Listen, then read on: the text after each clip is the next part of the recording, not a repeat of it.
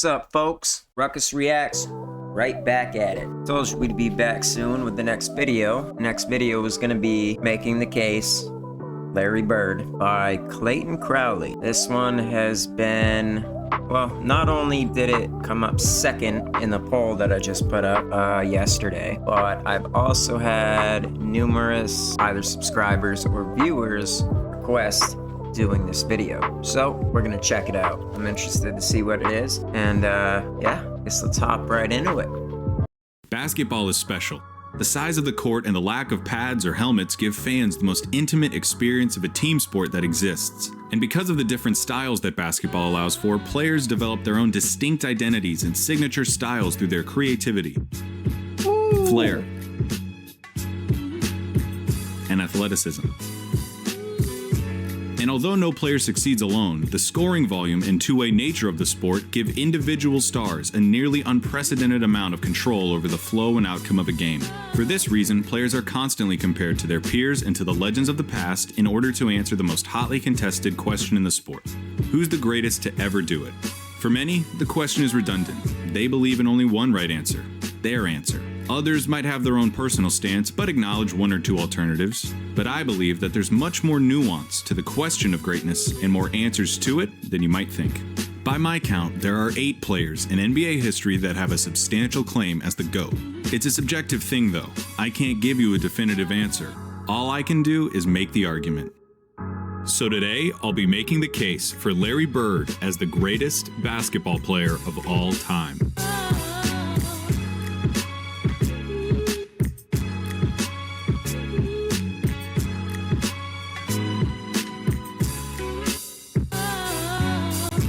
When it comes to basketball, Larry Bird is the smartest, clutchest player to ever play the game. Now, if you don't think that Larry Bird is the greatest basketball player of all time, you probably hate that I just said that. Those are the kind of talking head sport cliches that surely impact the game but are impossible to empirically measure. Normally, I'd agree with you, but I think that when you talk about Larry Bird, you see those intangibles become real, palpable results. I wouldn't have said it if I didn't believe it. When Larry Bird was drafted by the Boston Celtics in 1978, the NBA needed saving. Attendance was in the toilet, the league had few marketable stars, cocaine addiction had several players in its grasp, and most damning of all, playoff games were being tape delayed. Playoff games at the highest level of basketball were being put in the back seat for black and white movies and network reruns. But rather than join the Celtics after being taken 3rd overall, Larry Bird decided to return for his final year at Indiana State, a decision that would prove to be one of the most important in the history of the sport. Bird's final year saw the Sycamores tear through college basketball, going 33-0 before the national championship game. Bird, already claimed by the NBA's most historic and prestigious franchise, had established himself as the generational talent who would inherit the mantle of pro basketball. Indiana State's opponent in the national championship was Michigan State, captained by the immortal Earvin Magic Johnson. The Sycamores lost the championship to the more talented Spartans in the highest-rated game in the... See, number 33. It's crazy and ironic that just so happened to be while Bird and Magic were both in college, Bird in Indiana State and Johnson in Michigan, they both had the number 33 on their jerseys. They were both number 33. I've mentioned this in previous videos. It seems like 3s pop up a lot, whether it's 23 or 33. But 33, just all around, the 3s just seem to be a theme. But not just anybody can claim that number. The Sycamores lost the championship to the more talented Spartans in the highest rated game in the history of basketball, at any level, still to this day. The stage had been set. The next decade of basketball would be defined by the rivalry between the white hick from French Lick and his Boston Celtics and the black Magic and his Showtime Lakers. The rivalry between Bird and Johnson is entwined into the fabric of the NBA and is worthy of 100 documentaries. In this video though, we're going to be looking at Bird's claim of supremacy. Here's Bird's basketball resume. His 3 championships come with perhaps the highest collective degree of difficulty of any player's championships. His 3 MVPs came consecutively, making him only the 3rd player to accomplish the feat, along with Bill Russell and Wilt Chamberlain. His 2 Finals MVPs are misleading. He was absolutely the best player on the '81 Celtics, but he was only a sophomore, and his 15 points per game in the finals gave the media an excuse to exact a little vengeance on a legendarily difficult interview. His All-Star and first-team selections also come with the caveat that Bird only played for 13 seasons and missed all but 6 games of the '89 season following surgeries on both feet. I can hear you already. A 13-year career, and this guy is supposed to be the GOAT? What color of paint are you huffing, Clayton? Green, obviously. But hear me out. Yeah, Bird's career lasted about 2/3 as long as it should have. But what he did in that time was so impressive and so substantial that every basketball fan acknowledges that he's in the conversation as the greatest ever.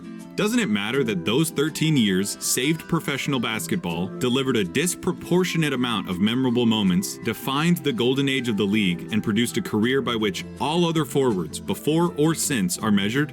Bird squeezed every drop of talent out in those 13 years and made it seem more like 30. He didn't just leave his fingerprints on the game. He left so much of his DNA in the sport that it needed a cigarette afterwards. There's something to be said about the candle that lasts half as long but burns twice as bright. Those 3 MVP years stack up with any other run by any other player. I will put an A+ Larry Bird season up against anyone's. What does an A+ Larry Bird season look like? A full box score, a blowout win, a nearly undefeated record at home. Man, I know I'm always touching on this shit, but Bird's passing ability. You saw that one that just happened. It just literally came from down the court, off his fingertips, to the guy. Like, I don't even know how he knew that dude was there, but he just does. Knows all and sees all. Nah, seriously though, Bird is always 10 steps ahead of everybody. Everybody. I've said that before too. Always 10 steps ahead of the game. 10 steps ahead of everybody in the sense that he knows where all the players are and where they're gonna be before they even get there. Like whether it's teammates or opponents, he knows where everybody on the court is at all times. That's why he doesn't even have to look with some of these passes, because it's like he already knows where people are going. And it's crazy to have an IQ like that. That's why there's so many of these cases and claims being made that Larry Bird is the greatest to ever do it, and that Larry Bird is the GOAT. I mean, they call him Larry Legend for a reason. Like I said in a previous video, not because he can grow one hell of a mustache. This dude is just, man, his basketball IQ is insane. An A+ Larry Bird season up against anyone's. What does an A+ Larry Bird season look like? A full box score, a blowout win, a nearly undefeated record at home, and a play style that could only be described one way. Look at white. that. Larry Bird isn't just a white basketball player, he's the white basketball player. To describe Larry Bird's game is to thumb through the Hoops dictionary and pick out every cliche about white players. Unathletic, great shooter, good fundamentals, the whole thing. The archetype of a white basketball player is Larry Bird, with one exception. Oh my God. He had an unparalleled understanding of the game of basketball, both as a physical contest and as a mental competition. His basketball IQ infected everything he did and catapulted his career into legend. Bird was a complete player. Jerry West called him nearly as perfect as you can get. He was the league's first great marksman. He could contort his body to shoot from anywhere on the court, regardless of the level of defense. He pioneered the art of the dagger 3 and was the founding member of the 50-40-90 club. At 6'9", Bird's understanding of angles and coordination led to a higher rebounding average than Patrick Ewing, and it made him an impressively adept finisher in his younger years. 86, Bird dropped 47 points on the Blazers, playing the majority of the game left-handed.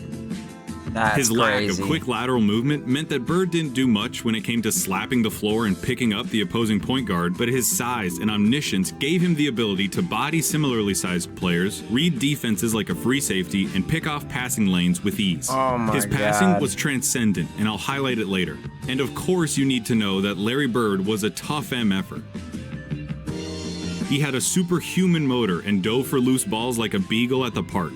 He was a willing participant in his share of fights, often precipitated by his league-renowned trash talk. Larry Bird told Robert Reedy the other day that he should have stayed in preaching.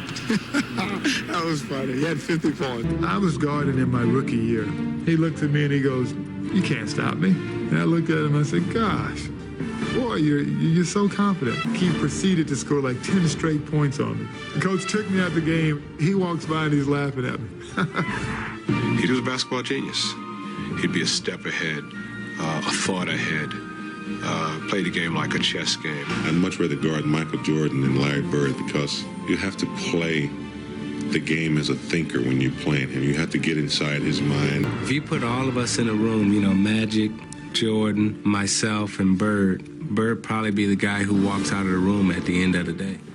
Did you notice something during those testimonies? Agreed. Those are some of the best basketball players of all time, and they all sing Bird's praises like they were former assassins who had to go toe-to-toe with John Wick, and they're just happy to be alive. Bird excelled during one of the most talent-rich periods in league history. The abridged list of his basketball rivals goes like this: Dr. J and Moses Malone on the Philadelphia 76ers, Sidney Moncrief on the Milwaukee Bucks, Isaiah Thomas, Bill Laimbeer and the Bad Boy Pistons, Dominique Wilkins on the Atlanta Hawks, Bernard King on the New York Knicks, Michael Jordan on the Chicago Bulls, Hakeem Olajuwon and Ralph Sampson on the Houston Rockets, and of course, Magic Johnson, James Worthy, and Kareem Abdul-Jabbar on the Los Angeles Lakers. Alright, there's no point avoiding it any longer. We have to look at Magic versus Larry. If you have Magic over Larry, it's because he has 5 rings to Larry's 3, had a peak that lasted about 2 or 3 years longer than Larry's, and had a 2-1 record against Bird's Celtics in the finals. Perfectly legitimate, completely respectable arguments. But in the interest of making Bird's case, allow me to retort. For nearly the entire decade of the 1980s, the Eastern Conference was irrefutably the more competitive conference between the two. Considering the competition, for Bird to have made 5 finals appearances is just as impressive as Magic's 9. As for the head-to-head record responsible for Magic's 2 extra titles, he had more help. Seriously, the Celtics' Big 3 and the Lakers' Big 3 get compared all the time historically as if they were of equal caliber, but weren't Magic's accomplices just a step above Bird's? No disrespect at all to Kevin McHale and Robert Parrish, but Kareem was the alpha dog on the 71 Bucks and was the best player for at least 2 of the Lakers' 5 titles. James Worthy was the #1 pick out of UNC after winning a championship as the best player on a team that had Michael Jordan on it. Throw in the fact that Magic got to be coached by Pat Riley, one of the most brilliant minds in basketball history, and you could say that the Magic-Bird argument comes down to one thing: luck. So if their careers come down to luck, the question just becomes who you would rather take.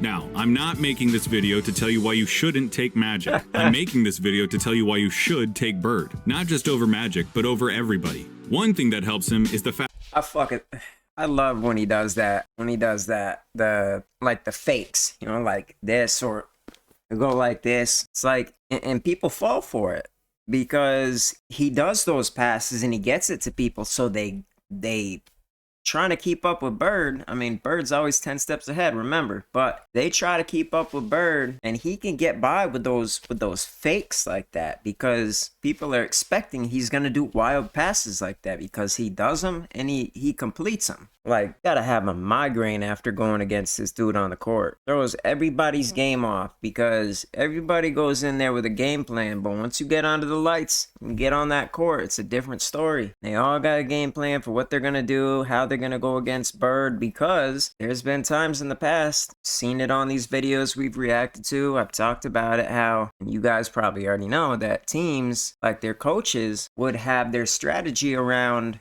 going against Bird. Not against the Celtics, going against Bird, a single player on the Celtics. They base a game plan off a single player. You only do that with GOATs. That don't happen with average regular people. Yeah, man, their brains gotta hurt after trying to keep up with Larry Bird's IQ. Now, I'm not making this video to tell you why you shouldn't take Magic. I'm making this video to tell you why you should take Bird. Right not just between over his Magic, legs. but over everybody. One thing that helps him is the fact that his play would translate perfectly into the league today. A 6'9" sharpshooting forward with eyes in the back of his head who averaged double-digit rebounds in an era against Moses and Laimbeer. He'd gobble up boards as a power forward. He'd be an offensive mismatch against everybody as a small ball center, and his off-ball skills and passing would pair perfectly with the flow of today's game.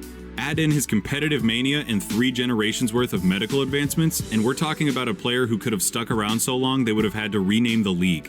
As you've been watching these clips of Bird, I would hope that you would notice something. He always knows where everybody is. Watching Bird play basketball is like watching those monsters from A Quiet Place that know where you are if you make any noise at all. Bird had a level of clairvoyance that bordered on the unnatural. In '85, he ended up 1 steal away from a quadruple double after playing just the first 3 quarters. His passing was famously infectious and helped transform the Celtics of the '80s into an ideal that basketball teams at all levels are still shown tape of. They moved the ball with precision and intent, always 1 steal away from a quadruple double. How often you hear those words or that phrase these days in the league? Quadruple double. Triple doubles happen occasionally. I mean, I see it here and there. But I've got to say, I don't think I've ever watched a game where anybody's gotten a quadruple double. But even this guy said, you know, like the same thing I said. Bird's got eyes in the back of his head. He always knows where everybody's gonna be. Literally stole the words right out of my mouth. Making the case, I rest mine. basketball teams at all levels are still shown tape of. They moved the ball with precision and intent, always looking for better shots and determined to get the entire team involved in the effort. That fact is almost entirely attributable to Bird and his wizardry with the ball. This acumen also helped Bird become the only player with a GOAT claim to transition successfully into other basketball roles after his playing career. In his 3 years as the head coach of the Pacers, Bird won a Coach of the Year award, coached the Pacers to their first and only finals appearance, and gave Michael Jordan as much trouble as he'd ever gotten in his career in the '98 Eastern Conference Finals. After moving into a front office role for Indiana, he won Executive of the Year in 2012, becoming the only person to have an MVP, Coach of the Year, and Executive of the Year award. On the court or off of it, inside and out, Larry Bird sees basketball as only he can. That intelligence also lent itself to Bird's defining skill, making the big plays. Remember, NBA players get paid to win games. James Harden is getting paid nearly $40 million this year because he's supposed to help the Rockets win games. Victory can be achieved in a lot of ways, and the win column doesn't care how it happens. As Mark Sinclair once said, It don't matter if you win by an inch or a mile. Winning's winning. but when your team is Winning down is 1 in winning. a crucial playoff game with 8 seconds left, and you need to hit a shot to stay in the series and keep your season alive, that's where players really separate themselves and earn their money. This was definitely a long time ago. If they're talking about James Harden playing for the Rockets, as far as I can remember since I got back into sports, James Harden has been playing with the Clippers. So yeah, this was a while ago. Love it or hate it, it's the players that come through in the big moments that live forever in our memories. Some players, for whatever reason, were never able to do it consistently. Some players were truly outstanding at it. Larry Bird was the best at it.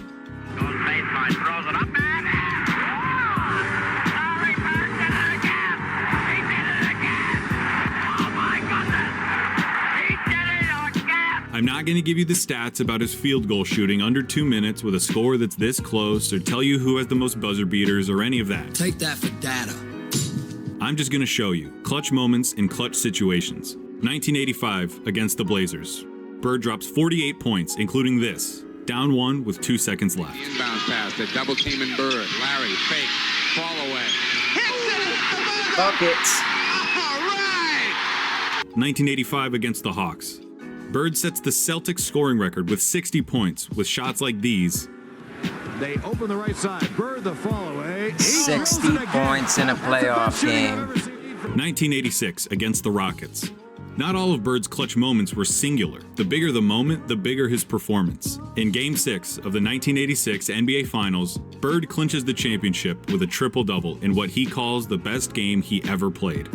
60 points in a playoff game. 60 points in a game, period, is quite an accomplishment. But in a playoff game, you know, playoff games are way different than regular games. Playoff games, it's like people are playing cautiously, like uber cautious. I mean, shit, you see games where teams don't even break 100 points for the whole game, whether it's playoff games or regular season. You see times where teams only get between 80 and 100 points. Imagine getting 60 points yourself in a game, period. I mean, I think the last time I saw anybody get close to 60 points in a game was Shai Glizzy for Oklahoma City Thunder, like maybe a week ago. I think he hit 50, he either had 52 or 56 points in a game. I don't remember who they played, but you don't see that. I don't see that shit very often these days. Clinches the championship with a triple-double in what he calls the best game he ever played. 2 seconds on the shot clock. Bird wants a 3 out of it, and he gets it. Drainage. 1987 against the Washington Bullets. Bird hits one shot to tie it before it's waved off because of a timeout. Hits another shot to tie it up for real. Crowd is standing up. It goes now to Bird. Bird goes up top. Damn. And then in double overtime, down 1, he does this. It's going to go to Bird. He's got a shot. Get it! It is good. It's a 3-point field goal. And that's that. It's all over. For 3 years, from 1986 to 1988, the three-point contest knew no other champion but Larry Bird. Look at that. He's still got to drop one here quickly. 14. This is a tie for the money. Yo! I just want to go back. Look at that. Look at the speed and accuracy. For 3 years, from 1986 to 1988, the three-point contest knew no other champion but Larry Bird. Never mind. It was sped up. He's still got to drop one here quickly. 14. This is a tie for the money. Yo! But still. 1987 Eastern Conference Finals, Game 5. Tied at 2 games apiece against the Bad Boy Pistons, this enormous game would put the winner 1 game away from the NBA Finals. The Pistons are up 1 with seconds remaining. The ball goes out of bounds off the Celtics. Isaiah Thomas just needs to inbound the ball to win the game. Now there's a steal by Bird. Underneath the D. Right at 1 second left. What a play by Bird. Bird stole the inbounding pass. What a fucking play. There are truly too many big games and big moments for me to go through without this ending up as a documentary. But that all leads me to this, what I really want to talk about. 1987, NBA Finals, Game 4 against the Lakers. LA is up 2-1, and the Celtics need to win to tie the series and stay alive. Bird hits a 3 with 12 seconds left to go up by 2. Bird goes for 3.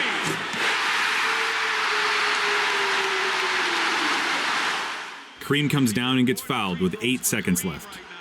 He makes the first, but misses the second. LA ends up with the ball with 7 seconds left, down 1 point. In the low post, being guarded by Dennis Johnson. Byron Scott is in the ball game now. Magic hits this, the baby skyhook. Magic with a hook shot, scores with 2. 2 seconds left. Just wait, Down though. 1. Dennis Johnson on the inbound. Bird fires it. What do you think happens? Oh.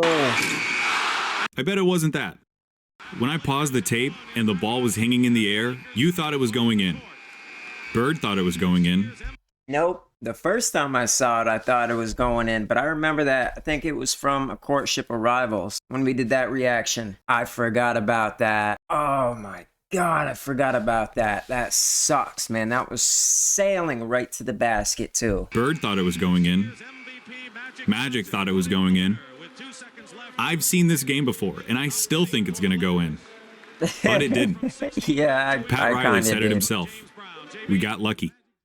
And that, a missed shot in the NBA Finals, is why he's the clutchest. Because after he makes the big plays, has the big games, hits the big shots, time and time again, you expect him to hit every shot, to win every game. And in those fleeting moments when he doesn't, when he looks like a mere human, when he looks like everyone else who tries to do what he does, you just can't believe it. That's what Larry Bird did. He made the big plays so often you thought he was going to make them every time.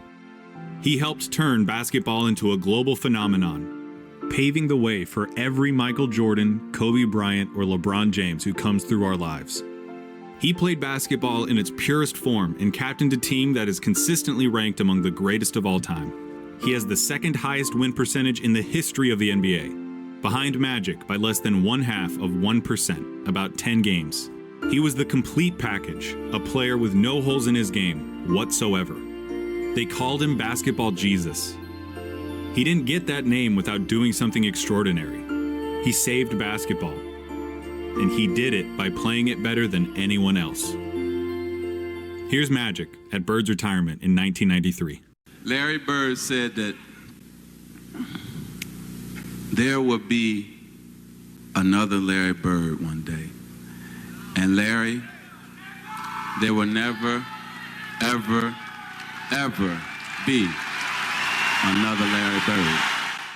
To the greatest basketball player ever, but more important, a friend forever. It's gonna do it, folks. Making the Case, Larry Bird by Clayton Crowley. That was a good one. I like that one. That one really had me roped in. I mean, I like these, I like watching highlight reels and highlight tapes and stuff, but adding in the commentary and the narration and all that, like it really makes you get into it more. And it's funny that I don't think it was this video. I think it was the video we did before, the Bird is the Word one, but I was talking about how I talked about that exact moment, the retirement, where Magic was saying that, basically the only lie he ever told was that there'd be another Larry Bird. There'll never ever be another Larry Bird. That's a true statement. Never will be another Larry Bird. You can only imagine what the NBA would look like now, these days, with Larry Bird, or even with Magic Johnson. It'd be crazy. You almost don't get any Larry Bird videos without Magic Johnson. 2 peas in a pod. But anyways, yep, that's gonna do it, folks. I hope you enjoyed that. And if you've got any other requests, any other videos you want me to react to, go ahead and drop them in the comments and I'll put them on the list. Getting down to, I don't know, a couple videos left that people have requested, but I want to see them requests roll in, start getting some good stuff on here that people want to see me react to.